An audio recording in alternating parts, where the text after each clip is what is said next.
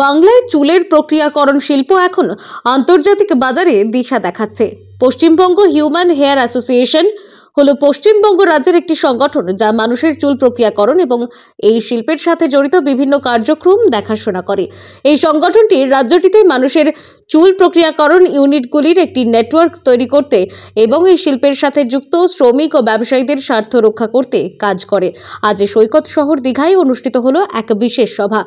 10 লক্ষ মানুষ এই শিল্পের সাথে তাদের জীবন জীবিকা জড়িয়ে রয়েছে।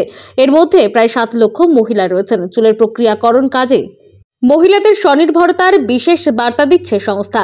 চুলের কাঁচামাল সংগ্রহ করা, প্রক্রিয়াকরণ করা এবং বাজারজাত করে আন্তর্জাতিক বাজারে পৌঁছে দেওয়া সার্বিক কাজের সাথে কয়েক লক্ষ মানুষ জড়িয়ে। আগামী দিনে আরও মানুষ যাতে এই কুটির শিল্পের সাথে স্বনির্ভর হতে পারে তার বার্তা দেওয়া হয় আজকের এই সম্মেলনে। পশ্চিমবঙ্গের বেশ কয়েকটি জেলায়, বিশেষত পূর্ব মেদিনীপুর, হাওড়া এবং মুর্শিদাবাদের মানুষের চুল প্রক্রিয়াকরণ ইউনিটগুলির একটি বড় অংশ রয়েছে, যেখানে প্রায় 10 লক্ষেরও বেশি মানুষ এই শিল্পের সাথে যুক্ত। এই সংগঠনটি মূলত এই ইউনিটগুলির মধ্যে সমন্বয় সাধন করে এবং এই শিল্পের উন্নতি ও বিকাশে সহায়তা করে।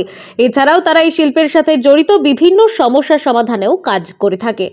এখনই কাঁচা অর্থাৎ গুলিচুল রপ্তানি বন্ধ করতে হবে, পাশাপাশি গুলিচুলের মূল্য নিয়ন্ত্রণ ও মনিটরিং ব্যবস্থা চালু করা এবং অবৈধ ও অনৈতিক রপ্তানি বন্ধ করার দাবি নিয়ে সৈকত নগরী দীঘায় West Bengal human hair association এবং দি প্লাস্টিক এক্সপোর্ট প্রমোশন কাউন্সিলের যৌথ সম্মেলনের আয়োজন করা হয়। সংগঠনের সূত্রে খবর, এমএসএমইদের জন্য সুলভ ও ন্যায্য মূল্যে কাঁচামালের প্রবেশাধিকার নিশ্চিত করতে হবে। চুল প্রক্রিয়াকরণকে গুরুত্বপূর্ণ কর্মসংস্থান ও উন্নয়ন মেশিনের অন্তর্ভুক্ত করতে হবে। এই শিল্প গ্রামীণ এলাকায় মহিলাদের ক্ষমতায়ন করে নতুন প্রজন্মকে এই কাজের সুযোগ করে দিতে হবে। এই দিনের সভায় সংগঠনের শতাধিক উদ্যোগপতি ও বিনিয়োগকারী শামিল হন। কাস্টমসের ডেপুটি ডাইরেক্টর রয়েছেন আমাদের কলকাতা, ডেপুটি কমিশনার রয়েছেন, আপনারা তেনাদেরকেও জিজ্ঞেস করতে পারেন। আমাদের মূল লক্ষ্য হচ্ছে আমাদের যে এমপ্লয়মেন্টটা রয়েছে এই চুলের উপরে প্রত্যক্ষভাবে, পরোক্ষ নয়, প্রত্যক্ষভাবে প্রায় 10 লক্ষ মানুষ এর উপর জীবন জীবিকা নির্বাহ করছে। তার মধ্যে কিছু পোর্শন রয়েছে যেটা কালেকশন করছেন আর কিছু হচ্ছে বেশিরভাগ হচ্ছে প্রসেসিং করছেন।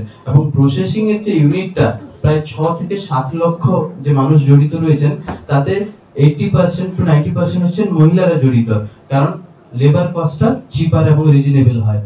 তাই এই 6 থেকে 7 লক্ষ যে মহিলারা যিনারা জড়িত রয়েছেন তিনাদেরকে বাঁচানোর তাগিদে এবং নিজেদের ব্যবসা, নিজেদের ইন্ডাস্ট্রিকে বাঁচানোর তাগিদে আজকের এই এক্সপোর্টার্স মিট।